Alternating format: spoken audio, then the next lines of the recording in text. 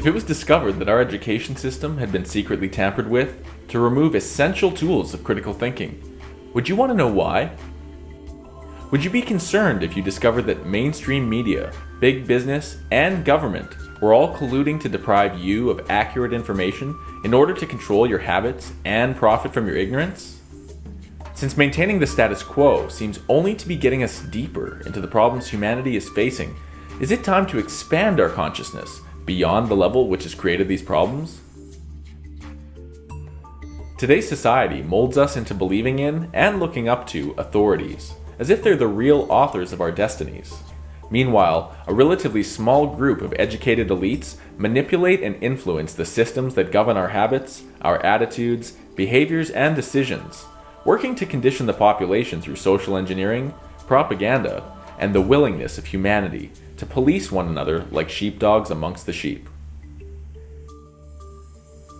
It appears that a loosely knit, organized crime syndicate has infected the public and private power structures that control society, which is manifested as a massive, public-controlled demolition of our sacred institutions, thus forcing millions of people to wake up to the reality of, well, just about everything we've been taught or told might just be an illusion we've all been duped into believing, resulting from our contrary conditioning.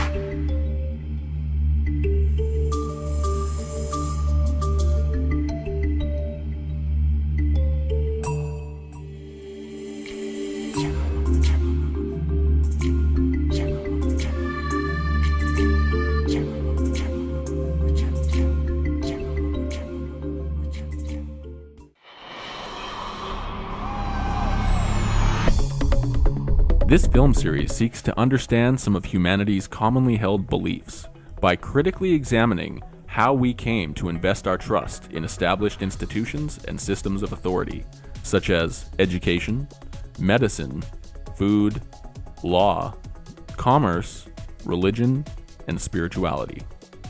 These systems and beliefs resulting from years of contrary conditioning.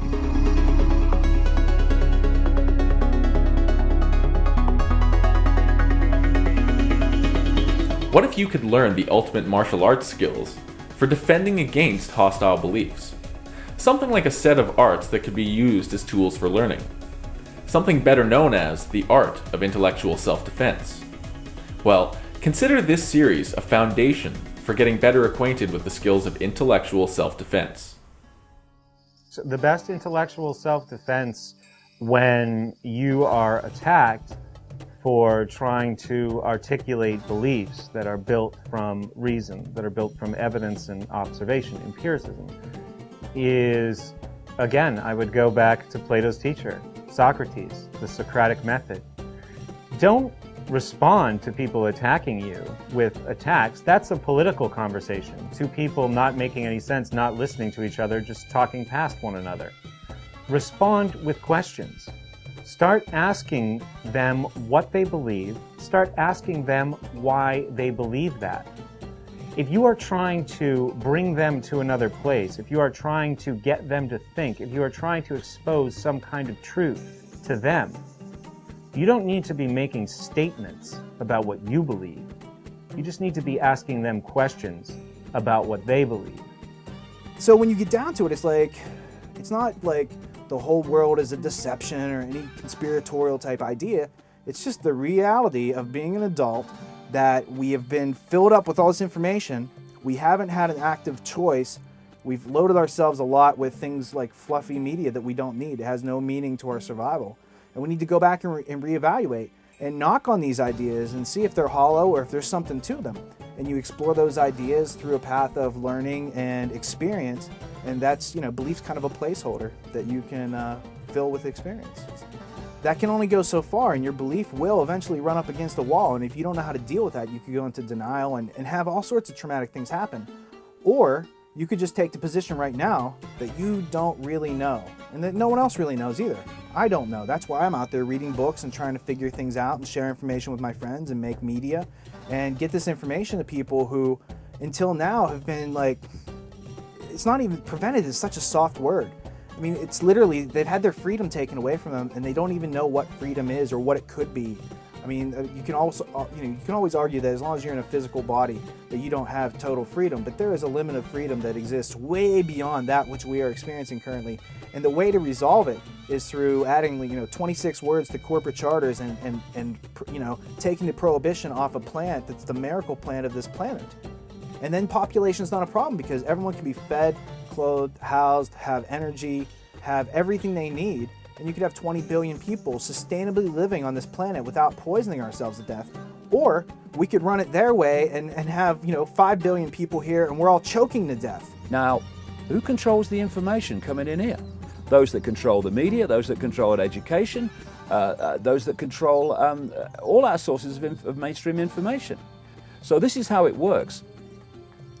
You create a society in which you suppress the understanding of who we are, consciousness, having an experience. You suppress the fact that this is not real. We're living in a virtual reality universe, like a massively, unbelievably advanced computer game, which only exists as a three-dimensional reality, holographic reality in our brains. Disconnect people from that understanding. So they look into this world for trying to find out what's going on, and then you program the computer from this end through the controlling information. You destabilize its ability to decode in a sharp, clear way by feeding into the computer, which is an electrochemical entity, chemical destabilization through food additives, drink additives, and put all that little lot together. And is it any surprise that the vast majority of people in this world are going around thinking, who am I? Where am I? What's going on? I'm nothing. So why would they ever come across on NBC or Oprah or any of these people who are out there supposedly informing and shaping your actions? Why would they ever come out and free you? You think you're free already, so why would they come and really free you?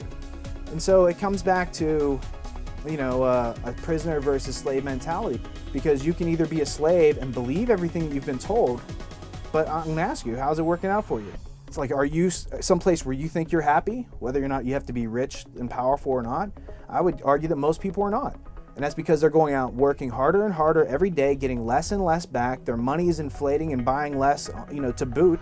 Basically what happens is people have bought into these ideas of there's really no way of knowing the truth, so therefore, we just have to accept what we're told and sort of try and connect the dots when things sort of connect every once in a while, instead of having literally a systematic method to derive certainty. And so we end up being the ones that have to fight their wars, and most of that is just their population control or their manipulation of the facts for their own agendas. And we're the ones that buy their corporate products or that get sold into numerous follies, let's say, faux pas, that lead to our own self-destruction, lead to people not being able to research properly, not being able to spot disinformation, whether it's medical studies and being able to spot things like logical fallacies when they're told them, being able to identify if a sentence or a paragraph is true or false. And believe it or not, 3 or 4 good questions aimed at somebody's belief system that has been inflicted on them culturally, politically, religiously, or ethically. 3 or 4 good questions will collapse that belief system and do most of your work for you.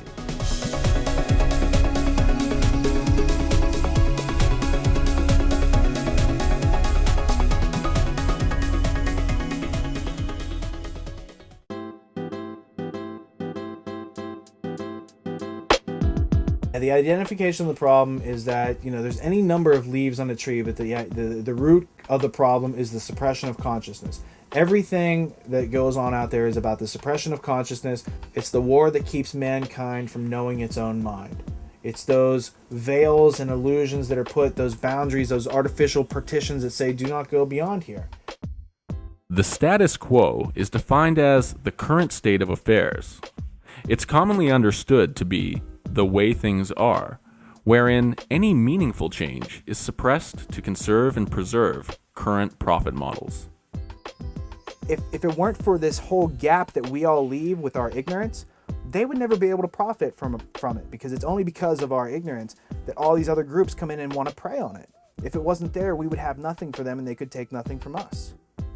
But the problem is that there are millions upon millions of people who would probably want to, go to arms over some of these ideas. And the idea is the only reason that they would want to take such extreme physical action is because they're scared of actually just reading a book and learning something. They are so comfortable thinking they know, and that is what has allowed not only the FDA to propagate, but also the Federal Reserve to, further obscure this other big, more prolific scheme that they're running on you.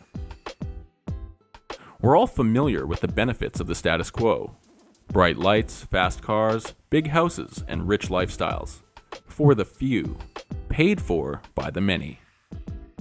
We're also becoming frenzied as we become familiar with the consequences of not changing the way things are. While we were all being comfortable and apathetic, those who benefit from the way things are have gotten stronger. Not from exercising their creativity, but by legalizing their way to destruction.